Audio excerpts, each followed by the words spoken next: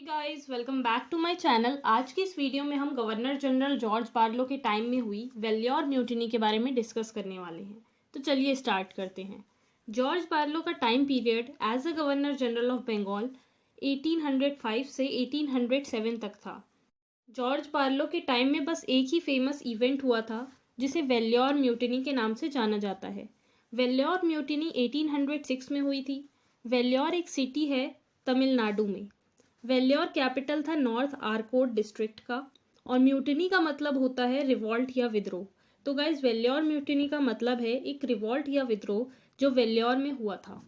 ये एक सिपाही म्यूटिनी थी। सिपाही मीन्स सिपाही। इंडियन सोल्जर्स को बहुत सारी प्रॉब्लम्स फेस करनी पड़ रही थी। ब्रिटिशर्स बहुत सारी प्रॉब्लम्स क्रिएट करते रहते थे इंडियन सोल्जर्स के लिए। इंडियन सोल्जर्स को ब्रिटिश आर्मी में काम करना पड़ रहा था। इंडियन सोल्जर्स अपने पुराने इंडियन रूलर्स को नहीं भूल पा रहे थे, जिनके लिए सोल्जर्स ब्रेवली लड़ते थे, जिनके वो वफादार थे। और तो और ब्रिटिशर्स बहुत ही स्ट्रिक्ट थे। उनकी प्रैक्टिस बहुत कड़ी होती थी जो वो सोल्जर्स को देते थे। और ब्रिटिशर्स के वेपन्स, नए नए मेथड्स और यूनिफॉर्म को इंडियन सोल्जर्स एक्सेप्ट नहीं कर पा रहे थे। वो ब्रिटिशर्स के इन नई चीज़ों में एडजस्ट नहीं कर पा रहे थे। एक कमांडर इन चीफ था जिसका नाम था सर जॉन क्रेडॉक। ये नाम काफ़ी इंपॉर्टेंट है वेल्योर म्यूटिनी में। सर जॉन क्रेडॉक ने मद्रास प्रेसिडेंसी के गवर्नर विलियम बेंटिक से अप्रूवल लेकर एक नया टर्बन इंट्रोड्यूस किया। आप उसे यूरोपियन हैट भी कह सकते हैं। वो यूरोपियन हैट बहुत ही अजीब था जिसे इंडियन सोल्जर्स नहीं पहनना चाहते थे। ब्रिटिशर्स ने इंडियन सोल्जर को इयररिंग्स पहनने पर रोक लगा दी थी और टीका लगाना भी अलाउड नहीं था। इससे हिंदू सोल्जर्स को बहुत ज़्यादा प्रॉब्लम हुई। उन्हें बहुत गुस्सा आया क्योंकि ये एक तरह का इंटरफियरेंस था उनके धर्म में।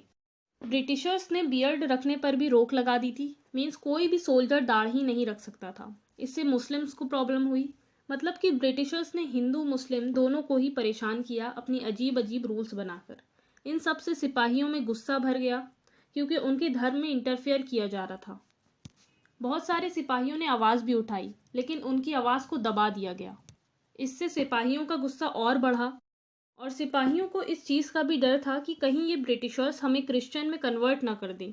ब्रिटिशर्स इंडियन सोल्जर के साथ बहुत बुरा बर्ताव करते थे, उन्हें बहुत नीचा फील कराते थे। गाइज आपको याद होगा कि टीपू सुल्तान की डेथ के बाद टीपू की फैमिली को फोर्ट ऑफ वेल्लोर में भेज दिया गया था। इस वेल्लोर म्यूटिनी में टीपू की फैमिली ने भी काफ़ी रोल प्ले किया है। टीपू सुल्तान के बेटे का नाम फतेह हैदर था। फतेह हैदर ने मराठास और फ्रांस को अपने साथ मिलाना चाहा ताकि ब्रिटिशर्स को हराया जा सके। फतेह हैदर फिर से मुस्लिम रूल को इस्टेब्लिश करना चाहता था। 9 जुलाई 1806 को फतेह हैदर की बहन की शादी थी। उस शादी के बहाने ही सिपॉइज वेल्योर के फोर्ट में आते हैं और प्लान करके अटैक करते हैं ब्रिटिशर्स पर। सिपॉइज 10 जुलाई 1806 को मॉर्निंग में ब्रिटिशर्स पर हमला कर देते हैं। 1st एंड 23rd रेजिमेंट के सिपॉइज रिवॉल्ट को स्टार्ट करते हैं।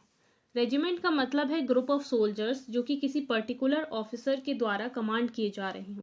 सबसे पहले इंडियन सिपॉइज कॉलोनल फैनकोट को मारते हैं। कॉलोनल फैनकोट इंचार्ज थे इस फोर्ट के। कॉलोनल कैरास और मेजर आर्मस्ट्रॉन्ग को भी मार दिया जाता है। और भी ब्रिटिश सोल्जर्स को इंडियन सिपॉइज मार डालते हैं। फिर सिपॉइज फतेह हैदर को नया रूलर डिक्लेयर करते हैं और टीपू सुल्तान के फ्लैग को फहराते हैं। मेजर कूट्स फोर्ट के बाहर था। मेजर कूट्स किसी तरह वहां से बचकर भाग जाता है रानीपेट और वो जाकर कॉलोनल जिलेस्पाई को इन्फॉर्म कर देता है। कॉलोनल जिलेस्पाई अपने फोर्स को लेकर वेल्लोर के फोर्ट जाता है और वहां पर इंडियन सिपॉइज पर अटैक कर देता है। लगभग 800 लोग मारे जाते हैं। 600 लोग को जेल भेज दिया जाता है। तो गाइज ये थी valour mutiny. I hope guys आपके लिए ये वीडियो हेल्पफुल होगी। अगर वीडियो अच्छी लगे तो लाइक कमेंट शेयर करें और मेरे चैनल को सब्सक्राइब करें।